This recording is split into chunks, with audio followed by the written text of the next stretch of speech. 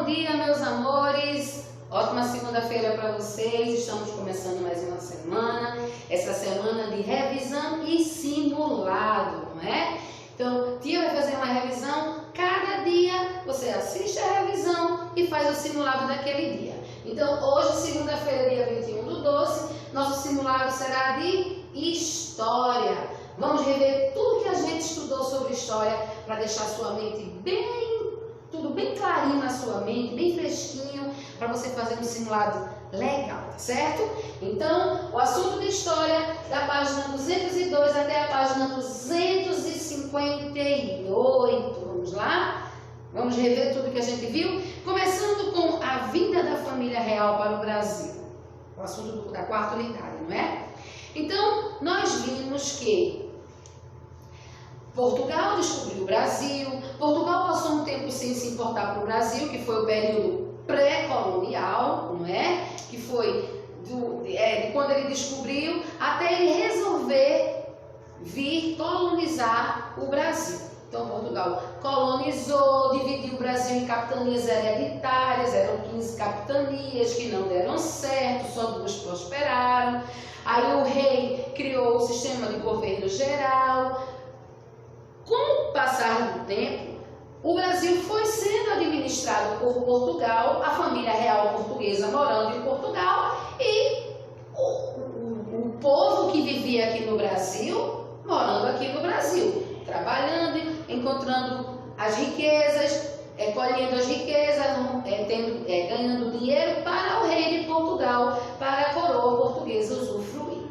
Acontece que no início do século XIX, a Europa estava dividida entre França e Inglaterra, eram 2 potências. Não dividida fisicamente, mas as grandes potências da Europa eram a França e a Inglaterra. E em um determinado momento, não é? O imperador da França, Napoleão Bonaparte, ele resolveu dominar toda a Europa. Para isso, ele precisava destruir, diminuir o poder da Inglaterra, que era uma potência. E o que o imperador da França fez? Ele criou o bloqueio continental, que seria o quê? Bloquear todos os portos para nem comprar os produtos da Inglaterra e nem a Inglaterra podia vender. Então, nem eles podiam vender, nenhum país da Europa poderia vender nenhum produto para a Inglaterra e esses países também não poderiam comprar nada da Inglaterra. Então, seria o bloqueio continental. Portugal estava nesse meio, porque Portugal fica na Europa. Acontece que o rei de Portugal, ele mantinha boas relações com a Inglaterra. Era a Inglaterra que comprava o nosso açúcar. Era com a Inglaterra que o rei de Portugal mantinha as maiores e melhores negociações. Então, o rei de Portugal não concordou em participar do bloqueio continental.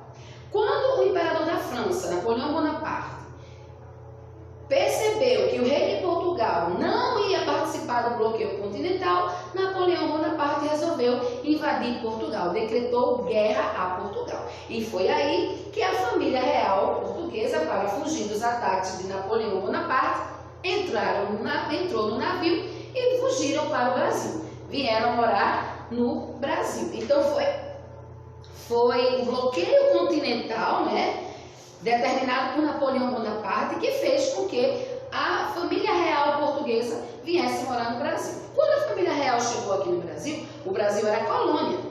Mas como o rei de Portugal agora estava morando no Brasil, o Brasil não podia mais ser colônia de Portugal. Então, o Brasil passou a ser Reino Unido, porque o rei estava morando aqui, tá certo? Depois, era colônia, passou a ser província, depois Reino Unido, porque o rei estava morando aqui. Então, a vida da família real para o Brasil. Depois, a gente viu que, com o passar do tempo, o Brasil tornou-se um império. Por que um império? Porque império é aquele regime político em que quem governa é um imperador. Então, o Brasil tornou-se império por causa desse acontecimento da família real ter vindo morar aqui no Brasil. Então, era colônia, passou a ser Reino Unido, mas logo em seguida passou a ser o Império, porque o imperador, o rei de Portugal, estava morando aqui no Brasil. Deixa a tia ver aqui. Então pronto.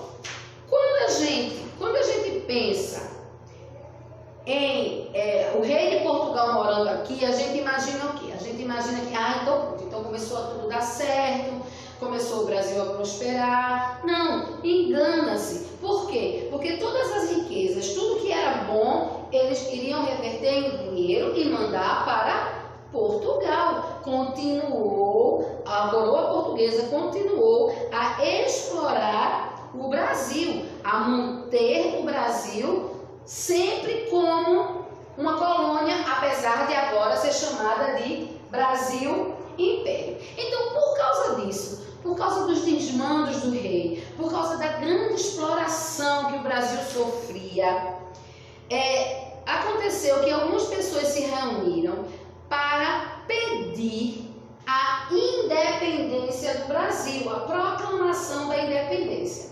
E uma dessas pessoas era Dom Pedro. Dom Pedro era filho de Dom João, que era o rei de Portugal. O rei de Portugal voltou para Portugal e deixou aqui seu filho como príncipe regente, imperador do Brasil. E Dom Pedro, ele começou a sentir um certo afeto pelo Brasil e pelo povo brasileiro. Dom Pedro começou a perceber que o Brasil tinha uma potência muito grande e que não precisava ser tão explorado assim por Portugal. Dom Pedro voltou para Portugal, deixando seu filho aqui e dizendo a ele que ele continuasse a fazer tudo que Dom Pedro quisesse, que Dom João quisesse. Mas Dom Pedro não obedeceu ao seu pai. E o pai ficou insistindo, volta e volta, você tem que voltar. Por quê? Porque Dom Pedro não estava fazendo mais o que Dom João queria.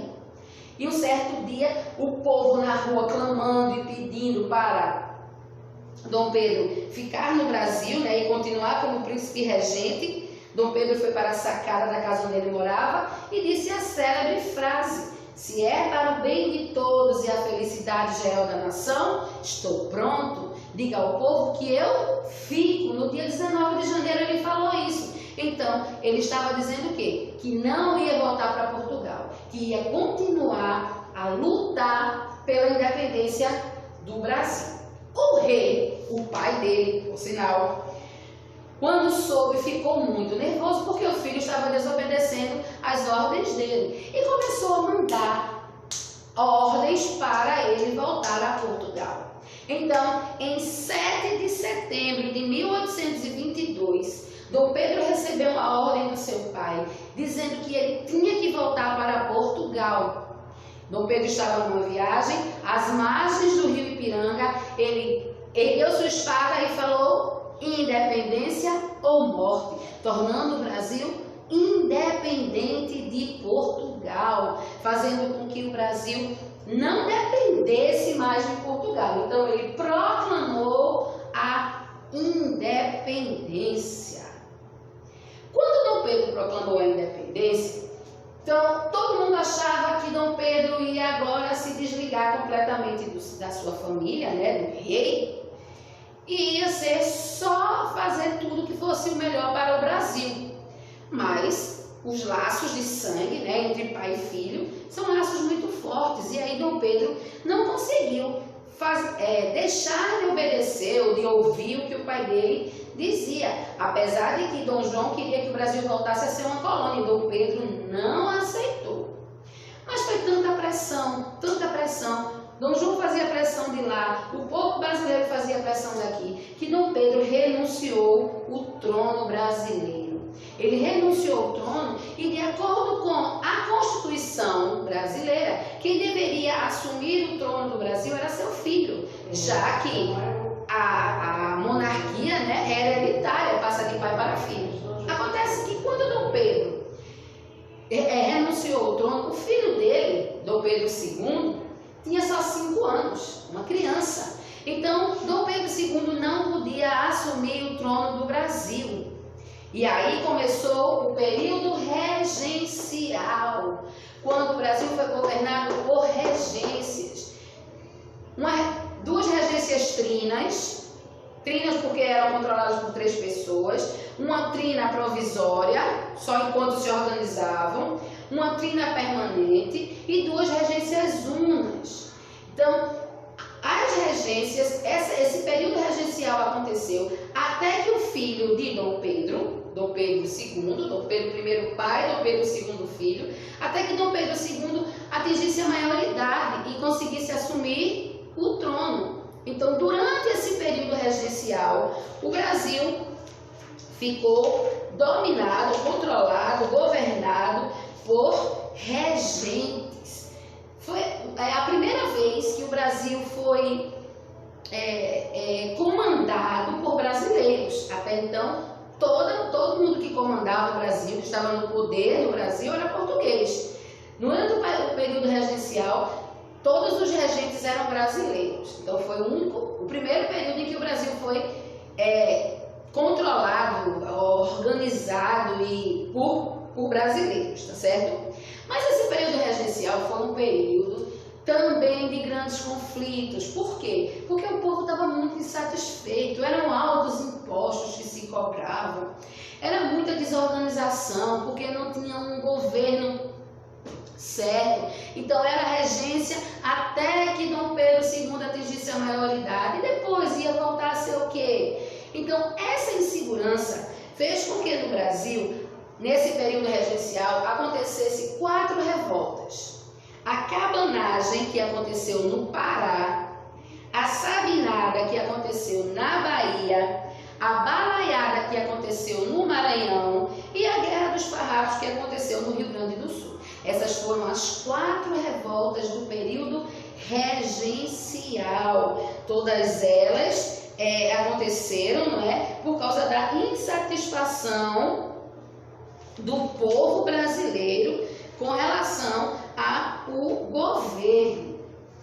Então, chegou o momento em que o filho de Dom Pedro assumiria o trono, atingisse a maioridade, né, e assumiria o trono. Então, quando o filho de Dom Pedro assumiu o trono do Brasil, começou aí o primeiro reinado.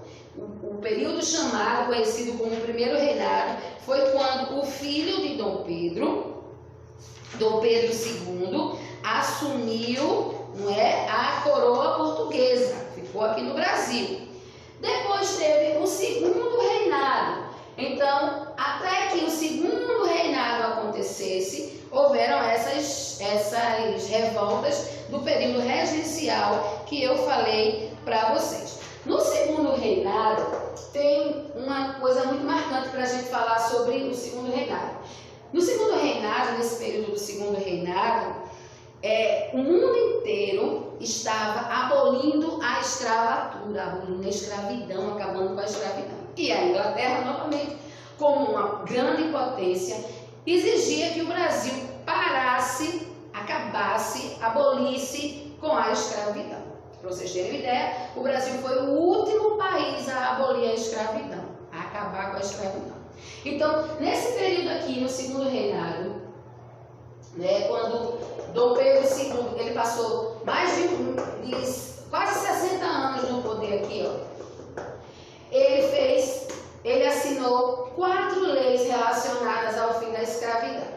Então, primeiro, a Inglaterra pressionando ele para acabar com a escravidão, ele não podia acabar porque tinha medo, porque quem trabalhava, os escravos trabalhavam para os donos das fazendas, né, os senhores de engenho. Se ele acabasse com a escravidão, quem ia trabalhar para os senhores de engenho? Então, por um lado, a Inglaterra estava pressionando ele para acabar com a escravidão, por outro, os donos de engenho falando, não, quem vai trabalhar para a gente? E ele ficou no meio desse impasse.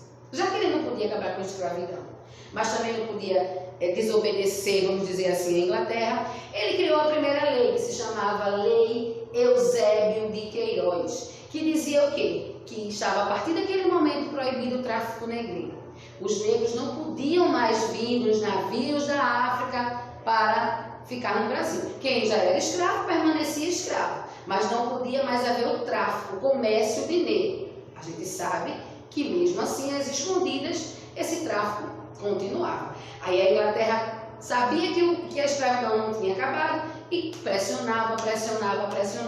Até que o rei foi e criou a outra lei, a lei do ventre livre, que dizia o quê? Que toda criança que nascesse de uma escrava seria livre a partir daquela lei. Também não deu certo. Por quê? Porque a criança nascia de uma mãe escrava e a criança não ia morar sozinha, precisava ficar com a mãe, morando na fazenda, na senzala, trabalhando. Então a criança continuava sendo escrava. Outra lei que não adiantou nada. E a Inglaterra pressionando, tem que acabar com a escravidão, tem que acabar com a escravidão. Então o rei foi e criou a terceira lei, a lei do sexagenário, que dizia que os escravos com 60 anos acima estariam livres, seriam libertos. Outro engano, por quê? Porque os escravos de tanto apanhar não chegavam nem a 40 anos, com 40 anos morriam, porque passavam fome, adoeciam, apanhavam, dormiam mal, tinham uma condição de vida péssima. Então os escravos morriam com 40, de que adiantava ser livre aos 60? Outra lei que não funcionou, e a Inglaterra pressionando, até que o rei chamou sua filha, e a filha, a princesa Isabel, assinou a Lei Áurea, dando liberdade aos escravos, aqui ó, no segundo reinado, né? E quem participou desse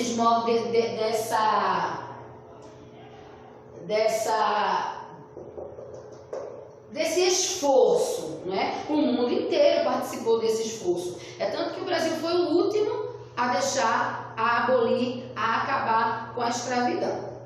Depois a gente viu que começou o ciclo do café, onde existia lá a política do café com leite.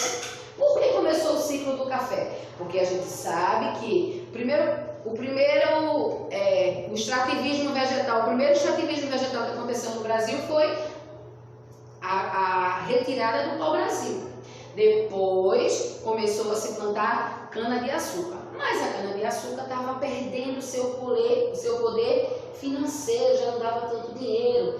Então eles começaram a plantar aqui no Brasil café, e o café do Brasil era ótimo, onde plantava, dava, principalmente São Paulo, na região sudeste, eram cafezais imensos e muito dinheiro, tanto que o café ficou conhecido como ouro negro. Nessa época estabeleceu-se a política do café com leite, que era o quê? Que o Brasil, que se estabelecesse um acordo entre São Paulo e Minas Gerais. Por que café com leite? Porque São Paulo produzia café, Minas Gerais produzia leite. Então era a política do café com leite, um acordo entre São Paulo e Minas Gerais. E quem participava desse movimento? Os republicanos, os militares, os profissionais liberais e os cafeicultores. Claro, os donos de café queriam muito, não é, que essa política desse certo. Com o passar do tempo, as pessoas começaram a pedir que o Brasil se tornasse uma república. Aqui qual é a diferença? Era monarquia quando o rei, o imperador mandava no Brasil. E se fosse república, o que ia acontecer? Num país republicano, o poder está na mão de um presidente que seria escolhido pelo povo. Então, era a chance que os brasileiros tinham de escolher os seus representantes. Então, Marechal Deodoro da Fonseca decretou a República, proclamou a República no Brasil. E ele foi o primeiro presidente do Brasil. Ou seja, a partir do momento que Marechal Deodoro da Fonseca proclamou a República, o Brasil deixou de ser dependente ou ter nenhuma participação com Portugal. Ele se separou completamente de Portugal. Então o Brasil passou a ser uma república. E o que é uma república? A república tem suas próprias leis. A gente não ia mais ter que obedecer às leis de Portugal. A república tem sua própria bandeira, seu próprio hino, sua própria Constituição, escolheria os seus representantes. Então, foi por essa república que o Marechal Deodoro da Fonseca insistiu e lutou tanto, não é? Aí a gente viu que enquanto o Brasil era república, a partir de o Brasil ser república, nós somos república até hoje, não é? Quando o Marechal Deodoro da Fonseca proclamou a república vem de lá até os dias atuais, até os dias de hoje. E aí nós chegamos na República Nova, que foi quando a gente começou a escolher os nossos representantes, mas havia ali também alguns limites. Por exemplo, os donos das fazendas, os cafeicultores, eles tinham muito poder. Então, eles exerciam o quê? O voto de cabresto. As pessoas tinham que votar em quem eles quisessem, em quem eles determinassem, não é? E eles começaram a manipular os votos no Brasil.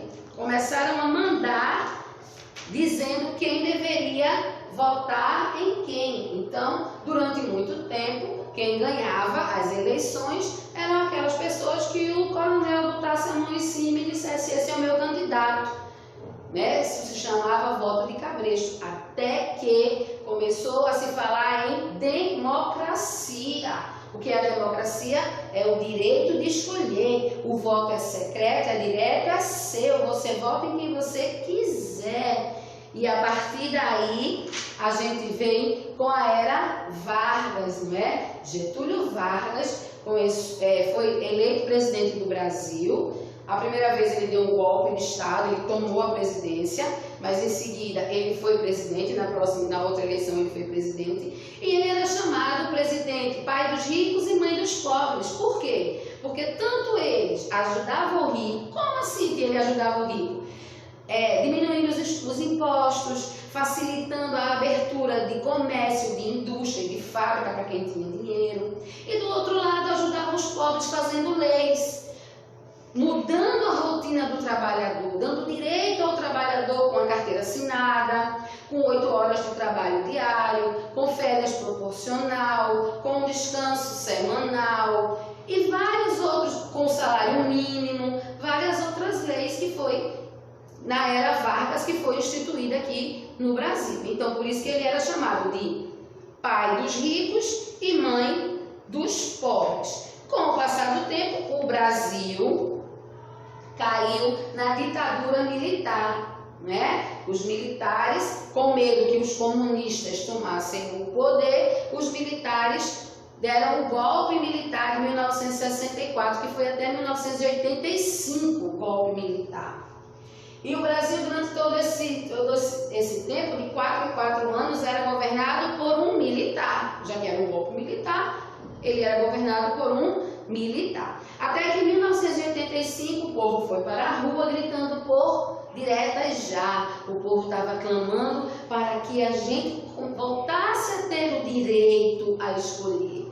Que a gente saísse da ditadura, que era uma única pessoa no poder, e viesse para a democracia, para que a gente pudesse escolher os nossos representantes. O primeiro presidente dessa era, né, a partir de 1985, foi Tancredo Neves, que adoeceu e morreu, e quem assumiu foi José Sarney, que era o vice de Tancredo Neves. E aí a gente começa com a nova república, até os dias atuais, né? Aí veio Tancredo Neves, José Sarney, que foi o vice de Tancredo, aí depois Collor, que sofreu impeachment por denúncia de corrupção, e quem assumiu foi Itamar Franco, que era o seu vice. Depois a disputa entre Lula e Fernando Henrique Cardoso, Fernando Henrique ganhou.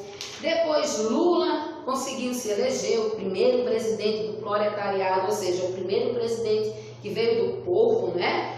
Lula era um sindicalista, era um homem do povo, conseguiu galgar e conseguiu chegar ao cargo de presidente da República.